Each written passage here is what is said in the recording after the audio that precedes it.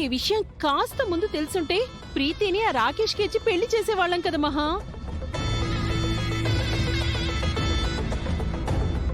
ప్రీతి పెళ్ళైపోయింది కదా చెల్లాయ్. ప్రీతికి శివకృష్ణ అన్నయ్య మంచి సంబంధమే తీసుకొచ్చాడు. అయిపోయిన పెళ్లికి మేళతాళాలు ఎందుకన్నట్టుగా ఇప్పుడు రాకేష్ గురించి ఎందుకు మాట్లాడుతున్నారు అత్తయ్య? ఏం లేదు, ఈరోజు రాకేష్ వాళ్ళ నాన్న నన్ను కలిశారు. మన సంబంధం తప్పిపోయినందుకు చాలా ఫీల్ అయ్యారు. వాళ్ళు ఫీల్ అయ్యారా లేక మీరు ఫీల్ అవుతున్నారా? ఇన్ఫాక్ట్ రాకేష్ మంచిగా మారిపోయాడు అని తెలిసాక నేను కూడా బాధపడ్డాను. రాకేష్ కు మన ఇంటల్లుడయ్యే ప్రాప్తం లేదు మహా, వదిలే. లేదు జన, అంత మంచివాణ్ణి వదులుకోకూడదు. అవునవును, వాళ్లతో సంబంధాలుంటే మన బిజినెస్లు 3 పువ్వులు 6 కాయలు అవుతాయి. అందుకే నేనొక డెసిషన్కి వచ్చాను. రాకేష్ ఈ ఇంటి అల్లుడు అవ్వాలి అంటే ఒకటే మార్గం ఉంది. ఏంటి పిన్ని అది? ప్రీతిని ఎలాగూ రాకేష్కిచ్చి పెళ్లి చేయలేకపోయాం కాబట్టి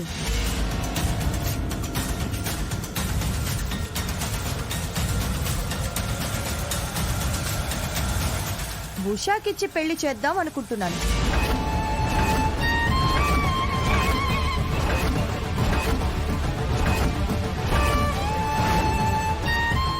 ఈ విషయం రాకేష్ వాళ్లతో చెప్పాను కూడా. వాళ్ళు చాలా సంతోషించి ఉషా అయినా ఓకే అన్నారు. మనతో సంబంధం కలుపుకోవడమే ముఖ్యమన్నారు. అర్చన, నువ్వేమంటావు? అదేలా కుదురుతుంది మహా? ఉషని రాకేష్కి ఇవ్వడం నాకు ఇష్టం లేదు. అదేంటి చిన్నత్త, ఇప్పుడే కదా రాకేష్ గురించి గొప్పగా చెప్పావు. ఆ సంబంధం చేసుకుంటే మన వ్యాపారం 3 పువ్వులు 6 కాయలు అవుతుంది అన్నారు.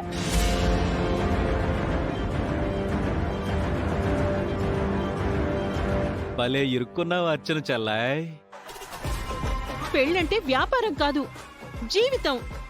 ఎవరికి పడితే వాళ్ళకి నా కూతుర్ని ఎలా ఇస్తా అనుకుంటున్నారు? రాకేష్ మునిపట్ల లేడు, మంచిగా మారిపోయాడని మహాలక్ష్మి అయితే చెప్తుంది కదా. మళ్ళీ అతను చెడుగా మారిపోకముందే ఈ పెళ్లి జరిపిస్తే మంచిదేమో. ఆవిడ్ని బయటికి తీసుకెళ్లి వెహికల్ ఎక్కించండి త్వరగా. ఆగండి.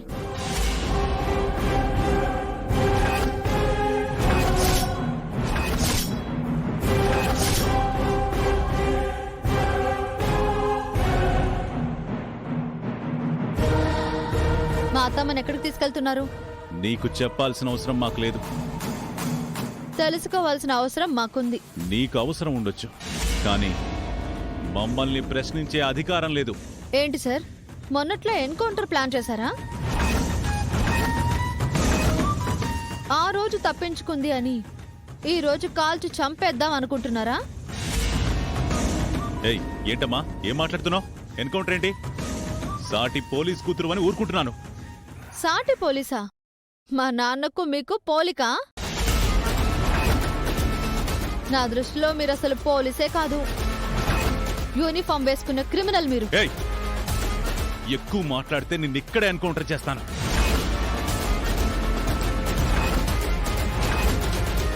మీకు చేతనైతే చెయ్యండి. మహాలక్ష్మి అత్తయ్య దగ్గర డబ్బులు తీసుకుని మా అత్తమ్మను చంపాలని కుట్ర చేశారు కదా. నన్ను కూడా ఎన్కౌంటర్ చేస్తే మీకు ఇంకా ఎక్కువ డబ్బులు వస్తాయి. కాల్చండి సార్, చూడు మీ. నువ్వు మహాలక్ష్మి గారి కోడలు అని వదిలేశాను.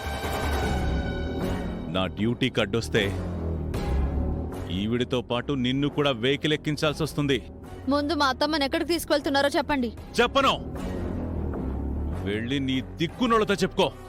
ఆల్రెడీ చెప్పేశాను, అదిగో వస్తున్నారు.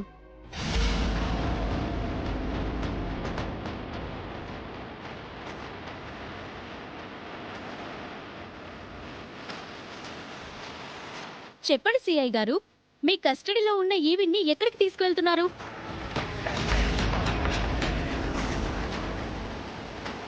ఎన్కౌంటర్ చేయడానికి తీసుకువెళ్తున్నట్టు మాకు న్యూస్ వచ్చింది. అది నిజమేనా?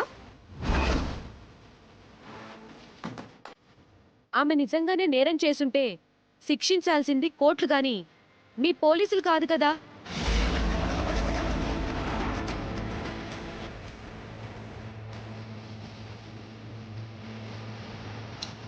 నన్ను చూస్తారేంటి సిఐ గారు? అడుగుతున్నారు కదా, ఆన్సర్ చెప్పండి. మీరు ఇలా ఫేక్ ఎన్కౌంటర్స్ చేస్తుంటే మీడియా ఊరికే ఉంటుందనుకుంటున్నారా?